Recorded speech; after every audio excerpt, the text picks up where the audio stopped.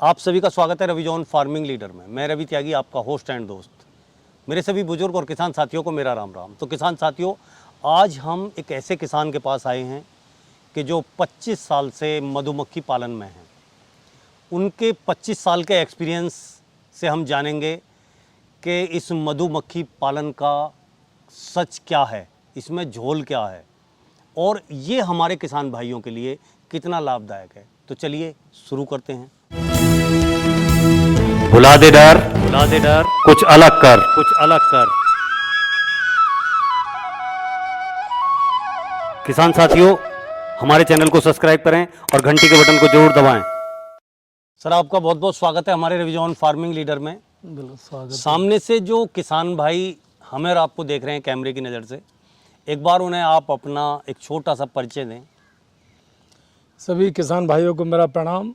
मैं राजेंद्र त्यागी सियाना से, और बी कीपिंग का जो जहाँ तक बात है 20-25 वर्ष मुझे ऐसा करते हुए हो गया है, और इसी को एक ऐसा माध्यम बना लिया है कि इसके माध्यम से अपना अच्छे से पूरा काम चल रहा है, बढ़िया। और अब अच्छे से पूरा लोगों को ट्रेनिंग देने के बाद में बढ़िया क्षेत्र में काम चल रहा है। तो भाई साहब, जैसे कि आप कह रहे हैं कि 20-25 साल से आप इस काम को कर रहे हैं, जी। तो 20-25 साल काम करने के बाद में आदमी को उस काम की एक एक अच्छाई और बुराई, सारे ही पहलुओं की अच्छी से जानकारी हो जाती बिल्कुल है। बिल्कुल। तो सबसे पहले हम बात करें कि इस काम की क्या क्या अच्छाइयाँ हैं। अगर कोई किसान करता है तो उसे कितना इससे बेनिफिट हो सकता है और कितना आरामदायक काम है, कि उसे बहुत ज़्यादा मेहनत नहीं करनी पड़ती या करनी पड़ती है, उसके बारे में बताएं।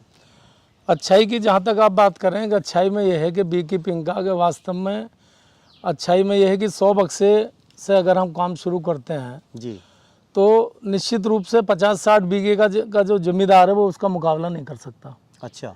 ये पर थोड़ा ये है कि थोड़ा इसमें ये है कि हम समझदारी से और जिम्मेदारी से अगर इस काम करेंगे, ईमानदारी के साथ इस काम को करेंगे, तो निश्चित रूप से इसमें इतनी सफलता मिलती है कि वो 50-60 बीघे का काश्तकार उससे नीचे ही रह जाएगा। अच्छा है क्या, थोड़ा सा माइग्रेशन बेस का एक कार्यक्रम है। हमें मस्टर्ड में जाना है तो मस्टर्ड में हमें, जहाँ बल्क में हमें मस्टर्ड मिले वहाँ हमें जाना पड़ेगा। जी। लीची में हमें जाना तो वहाँ जाना पड़ेगा। हम क्षेत्रीय पॉइंट के हिसाब से अगर स्टेशन बी कीपिंग हम करें तो उसमें इतना लाभ नहीं मिल पाता जितना हम माइग्रेशन में ले सकते हैं। और माइग्रेशन में अगर हम निकलते हैं, करते हैं, तो हमें निश्चित रूप से 50 से 60 केजी तक, अब तो एवरेज थोड़ा कम 40 तक भी घट कर रह गया है। यानी हमने अब से 10 साल पहले अगर बात करें तो हमने 70 केजी तक एक डब्बे से हमने प्रोडक्शन लिया है। लेकिन अब तो 35-40 का एवरेज हमारा चल रहा है, क्योंकि प्रकृति का एक ऐसा, अभी वातावरण का एक ऐसा वो है कि सर्दी में गर्मी, गर्मी में बरसात, बरसात में, तो अभी उसके हिसाब के वातावरण के हिसाब से प्रोडक्शन में कमी है। इसलिए अभी भाई साहब, आपने एक बातचीत के बीच में ही एक शब्द बोला कि ईमानदारी। जी। तो अब ईमानदारी, जब आपने बोला ईमानदारी, तो मैं भी उस पॉइंट पे पहुंच गया कि इसमें ईमानदारी करनी है, लेकिन बेईमानी क्या क्या करते हैं लोग। बेईमानी का तो इसमें यह है कि आजकल हमने कई बी कीपर्स को देखा है कि मतलब वो चीनी लगाने के, मतलब चीनी लगा देते हैं, उसमें चीनी के साथ में शहद निकालने की बात करते हैं जी। लेकिन ईमानदारी की बात यह है कि वास्तव में अगर माइग्रेशन बेस पे इसे ईमानदारी से काम को किया जाता है तो अपने आप में बहुत लाभदायक है। जहाँ तक लाभ की बात हम कर रहे हैं तो वास्तव में बहुत लाभ की बात है ईमानदारी के साथ में। और शहद भी हम जंगल में निकालते हैं, अच्छे कंटेनर में निकालें, प्लास्टिक की अच्छी बाल्टी आने उसमें निकालें। बहुत सारे लोग कर देते हैं, वो टीन ले आते हैं, हलवाइयों से ले आते हैं, उसमें गंदगी होती है, उसमें भर देते हैं, तो वो चीज़ भी सही नहीं है। तो ईमानदारी की बात यही है कि हम खाने वालों को ऐसा दें कि जिसे हम नहीं खा सकते दूसरे को हम ना खिलाएं। तो उस शुद्धता का, उसके साथ ईमानदारी से हम करें तो निश्चित रूप से सब कुछ ठीक है। अभी आपने कहा कि माइग्रेशन के साथ काम करें। हाँ जी। अगर कुछ लोग हैं जो माइग्रेशन के साथ काम नहीं कर रहे हैं जी, एक ही जगह रख के कुछ काम कर रहे हैं, मैंने कई बार देखा है कि वो चीनी लगाते हैं उसमें डिब्बों में। जी। तो क्या चीनी लगानी बहुत ज़रूरी है? नहीं, चीनी लगाने की जहाँ तक बात है, स्टेशन बी कीपिंग जो हम करते हैं जी। उसमें प्रोडक्शन कम तो होता ही है, लेकिन जहाँ तक चीनी लगाने की बात है, आपने देखा होगा वो चीनी लगा रहे हैं, तो चीनी लगाने का जो है वो सीजन ऑफ का है। अच्छा। क्योंकि इसकी ब्रीडिंग बराबर बनी रहे, ब्रीडिंग चलती रहे, उसके लिए इसे नेचुरल फीड चाहिए मक्खी को। उस समय क्या होता है, जैसे अब ये आपका ये जून का महीना है, जी। जून जुलाई तक ये 2 महीने ऐसे हैं कि इसमें जंगल में फीड नहीं है, शहद नहीं है मतलब। तो पोलन जंगल से हमें मिल रहा है, मक्का से, बाजरा से, और आपका बिस कपड़ा चल रहा है, जी। इनसे हमें पोलन बराबर मिल रहा है हमारे क्षेत्र में। तो उसके साथ साथ हम नेक्टर के रूप में चीनी का घोल देते हैं। अच्छा। तो मक्खी उसका पेस्ट बनाकर जो बच्चों को देती है, तो उसमें जो है वो चीनी आवश्यक हो जाए। लेकिन अगर हम सीजन हमारा शुरू हो गया, जंगल में नेक्टर है, तो फिर ये चीनी को नहीं लेगी फिर। अच्छा, फिर नहीं फिर नहीं लेगी, वो लेगी। फिर उठाएगी नहीं। इसलिए बी कीपर का इस समय चीनी देना मजबूरी बन जाता है, इसलिए चीनी देते हैं मतलब। अच्छा, चीनी देनी भी जरूरी है। वो जरूरी, इस 2-3 महीने के पीरियड में चीनी देना जरूरी है। अब इस टाइम का जो शहद होगा उसकी क्वालिटी में फर्क तो होगा। वो सितंबर के महीने में जब शहद निकलेगा, वो अरहर आ जाती है उस समय में, तो जो थोड़ा का ना स्टोर उसमें रह जाएगा अंदर, बाकी अरहर का फूल हो जाएगा, उसमें मिक्स हो जाएगा, तो उसमें कुछ परसेंटेज चीनी की आ जाती है मतलब पहले लॉट में। उसके बाद फिर नहीं आएगी।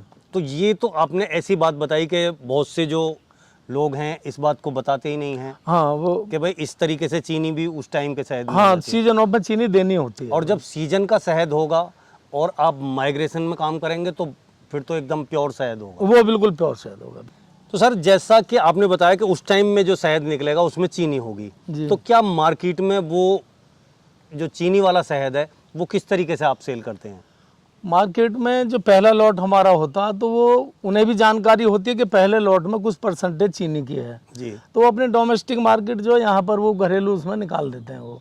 लेकिन जो हमारा बिना चीनी का जो हमारे बाद का जो प्योर शहद, आपके सितंबर के बाद का जो शहद आएगा, वो एक्सपोर्ट करते हैं, क्या करते हैं, वो कंपनियां यहाँ से ले जाती हैं। लेकिन पहले लॉट की उन्हें जानकारी होती है कि पहले लॉट में कुछ परसेंटेज उसकी शुगर की होगी। शुगर की होगी। तो फिर वो जैसे जो आगे आप देते हैं तो फिर वो बॉटलिंग वगैरह करते हैं, क्या करते हाँ, हैं? वो बॉटलिंग करते हैं, पैकिंग करके अपना अपना वो नंबर लेके उन्होंने अपना मार्केट का। अब तो शहद, पहले तो हमारे यहाँ लोग समझते थे शहद जो है आँख में, कान में, नाक में डालने की कोई औषधि भर है, लेकिन अब लोग समझने लगे कि शहद भोजन के रूप में भी हम प्रयोग करें मतलब जो। प्रयोग कर। हाँ, तो अब बहुत ज़्यादा इसकी डिमांड भी हो रही है, काफ़ी मांग है अब शहद की। अभी क्या है कि जैसे किसान भाई हैं, कोई भी काम सामने से यूट्यूब में देखते हैं, जी जी और देखने के बाद उन्हें ठीक है ये तो बढ़िया काम है, शुरू कर लेते हैं। तो अभी तक हमने जो इसकी अच्छाइयाँ हैं उसके बारे में बात की, जी जी। लेकिन इसमें समस्याएं क्या हैं ये भी बताया जाए, जिससे कि कोई किसान पूरी तरह इसको करने के उसमें है नहीं, सक्षम नहीं है, और वो इस वाली लाइन में पड़ जाए। तो इसकी कमियां क्या हैं, तो सामने से जो देख रहा है किसान भाई, उन्हें ये भी समझा दे कि भाई ये दिक्कत भी आएंगी। कि जो समस्या आती है उसमें यह है, अब जैसे हमारा ये स्याना क्षेत्र है, जी। तो बहुत सारे लोग उत्सुक होने के बाद काम तो शुरू कर देते हैं, पैसा खर्च कर दिया, बिल्कुल। डब्बे खरीद लिए। लेकिन सबसे बड़ी बात यह है कि गाड़ी तो हमारी नई है, हमने बहुत अच्छे से खरीदी है सब, और ड्राइविंग अगर हम नहीं जानते तो उस गाड़ी का कोई महत्व नहीं है और वो हमारा कोई महत्व नहीं है। इसलिए अगर वो खरीदिए तो उसमें हमें ट्रेनिंग भी हमारी ज़रूरी है। बिल्कुल। और ट्रेनिंग वो समझदारी के साथ आती है। इसमें समझदारी क्या है कि मक्खी को आज फीड देनी है, जी। तो आज का मतलब आज फीड देनी होगी मतलब, और हम लापरवाही कर देते हैं कई बार, एक हफ्ते मक्खी को देखते नहीं, एक हफ्ते तो फीड नहीं देते, पोलन नहीं आ रहा तो हमें पता नहीं, हमें जानकारी नहीं। उस हालात में क्या होता है कि वो तो मक्खी थोड़े धीरे धीरे धीरे ख़त्म होती चली जाती हैं, डब्बे खाली हो जाते हैं। तो इसके लिए इसका जो नुकसान का सबसे बड़ा दूसरा क्षेत्रीय है, और हमारे यहाँ जैसे बाग का क्षेत्र है, तो यहाँ पेस्टिसाइड बहुत ज़्यादा छिड़का जा रहा है यहाँ पर बागों में। तो कई बार क्या होता है कि पेस्टिसाइड का इतना प्रभाव मक्खी के ऊपर जा रहा है कि मक्खी बहुत ज़्यादा खत्म हो रही है। डंगारा तो हमारे क्षेत्र से खत्म ही हो गई। तो अब जो प्राकृतिक डंगारे हैं जो पेड़ों पे लगते अब हमने बाग में अब जो हम लाए हैं, तो माइग्रेशन जो किया तब किया, लास्ट में आके हमने जून के लास्ट में हम बैठे हुए हैं, ये आज 14-15 तारीख है, इसलिए क्या कि अब जो है दवाई का प्रभाव कम है, अब दवाई कम छिड़क रहे हैं, इसलिए इससे पहले ला कर रखते तो मक्खियाँ खत्म हो जाती हैं। तो ये इसका हानि का सबसे बड़ा कारण है। तो इसलिए ना फिर बाहरी क्षेत्र में ऐसे में रखते हैं जहाँ मक्का बाजरा ठीक पर्याप्त मात्रा में इसको छाया मिल जाए, वहाँ इसका काम चल जाए मतलब। तो कई बार क्या होता है कि हम जो दूसरे क्षेत्रों में जाते हैं डिब्बे लेके जी, और कहीं बिल्कुल अलग क्षेत्र है, जैसे राजस्थान का क्षेत्र है, या ऊपर हम हिमाचल क्षेत्र में चले गए, या उत्तराखंड के क्षेत्र में चले गए, तो कई बार वहाँ पहुँचने पे वहाँ के लोकल लोगों से सही से अपना वो ना होने की वजह से भी कुछ दिक्कतें आती होंगी। वहाँ दिक्कत शुरू में तो हम लोगों को भी आई शुरू में, जैसे अब आगरा की बात करें, खैरागढ़ मतलब वो है खैरगढ़ तहसील में है, तो वहाँ 40 गांव त्यागियों के हैं। जी। तो एक बिरादरी का भी काफ़ी बड़ा सहयोग मिला, आपस का समाज मिल जाता है। तो शुरू में दिक्कत आई कि लोगों को लगा कि भाई मक्खी है हमारे फूल चूस जाएगी और उस पर फल ही नहीं आएगी सरसों का, इस तरह की भ्रांतियाँ लोगों में आई। हाँ। तो हमने क्षेत्रीय स्तर पर फिर वहाँ हमने क्या किया, क्योंकि हम लोग जो एक सामूहिक रूप में बड़े स्तर पर काम कर रहे थे, तो वहाँ अपने एसडीएम साहब से मिल के, क्षेत्र के ब्लॉक के अधिकारियों से मिल के उन लोगों को जब गांव में जानकारी करवाई, तो उन्हें एहसास हुआ कि गांव वालों को कि वास्तव में ये हमारे लाभ का सौदा है। हाँ, इससे तो और पैदावार इससे और बढ़ेगी। पैदावार बढ़ती है, तो हमारे लाभ का सौदा। तो फिर वो धीरे धीरे अब स्थिति होगी कि वो लोग फ़ोन करके बुलाते हैं कि साहब सरसों पे फूल आ गया, आप लोग आ जाओ, आप आ जाओ। उन्हें जानकारी होगी। तो मतलब तो ये शुरू की दिक्कतें नहीं, लेकिन अब ऐसा नहीं है। अब सभी लोग सभी क्षेत्रों में लगभग जान चुके हैं। और अलग बात है कि अपना क्षेत्र का ज़मीन का कुछ पैसा लेते हैं वो, तो जो फसल के हिसाब से उन्हें पेमेंट कर देते हैं। पेमेंट कर दिया। तो सर, जैसे कि कोई किसान भाई ये वीडियो देखने के बाद में मधुमक्खी पालन का ये काम करना चाहे, जी जी। तो आप उसकी किस तरीके से मदद कर सकते हैं? या कोई आपसे शहद लेके आगे जो है अपना बिजनेस करना चाहे, अपने नाम का ब्रांड बनाना चाहे, तो उसकी क्या क्या मदद करेंगे? मदद की जहाँ तक बात है भाई साहब, उसमें यह है कि मदद तो हम लोगों ने इतनी की है कि आपकी जानकारी में होंगे भारत भूषण त्यागी जी, बीटा पद्मश्री हैं। उनका हम सबका मिलकर एक ग्रुप था, और ग्रुप के माध्यम से हम लोगों ने जो ट्रेनिंग सेंटर शुरू किया बीटा में, जी। तो उसका लाभ हमें इतना मिला कि मध्य प्रदेश क्या, आपका यूपी में कन्नौज क्या, हरियाणा क्या, काफ़ी लोग मतलब यहाँ ट्रेनिंग लेके गए। और आज वो लोग जो 5-5, 10-10 डब्बों से उन्होंने काम शुरू किया, आज उनके पास 1-1 हज़ार डब्बे हैं। अच्छा। अभी मैं अगर नाम लेना चाहूँ, जगदीश त्यागी जी मध्य प्रदेश मुरैना से हैं, नरेश त्यागी जी मध्य प्रदेश मुरैना से हैं। ये 5-5, 10-10 डिब्बों से उन्होंने काम शुरू किया आज से 15 साल पहले।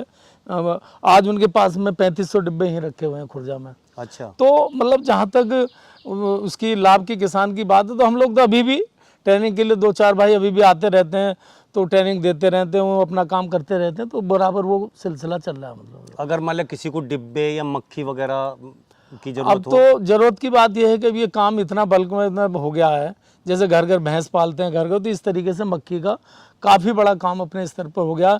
तो कोई ट्रेनिंग भी ना चाहता, तो कई लोगों को भी पीछे ट्रेनिंग दी थी, तो उन्हें बेसिक जानकारियाँ उन्हें दे देते हैं। बाकी उन्हें ऐसा लगता है कहीं कि हमें मक्खी साहब वहाँ मिल रही है, तो वो ले लेते हैं, कहीं भी खरीद लें। उन्हें ऐसा भी नहीं आप हमसे ही लें, तो कहीं से भी ले लें, कहीं से भी मक्खी गई जहाँ उन्हें सस्ता मिले, जहाँ हो तो ले लें। बाकी यहाँ से भी हम उपलब्ध करा देते हैं, डब्बे भी, बक्से, शहद का तो शहद में जैसे तो शहद उपलब्ध करा दिया। तो ये सारी चीज़ें चलती रहती हैं। तो सर जी, आपने जो है मेरे किसान भाइयों को इतनी अच्छी जानकारी दी बी कीपिंग के मामले में, उसके लिए आपका बहुत बहुत धन्यवाद। बस सभी का बहुत बहुत धन्यवाद। आप सब यहाँ पर आए, आपको सबको बहुत बहुत साधुवाद, और आपका भी बहुत बहुत साधुवाद। आपका धन्यवाद। धन्यवाद। साथियों, इस वीडियो में आपने राजेंद्र भाई साहब से मधुमक्खी पालन के बारे में जानकारी ली। अगर उनकी दी हुई जानकारी और मेरी की हुई कोशिश आपको अच्छी लगी हो, तो वीडियो को लाइक करें, शेयर करें, चैनल को सब्सक्राइब करें और घंटी के बटन को जरूर दबाएं। ये वीडियो देखने के लिए आप सभी का बहुत बहुत धन्यवाद। मैं रवि त्यागी, रवि जॉन फार्मिंग लीडर से।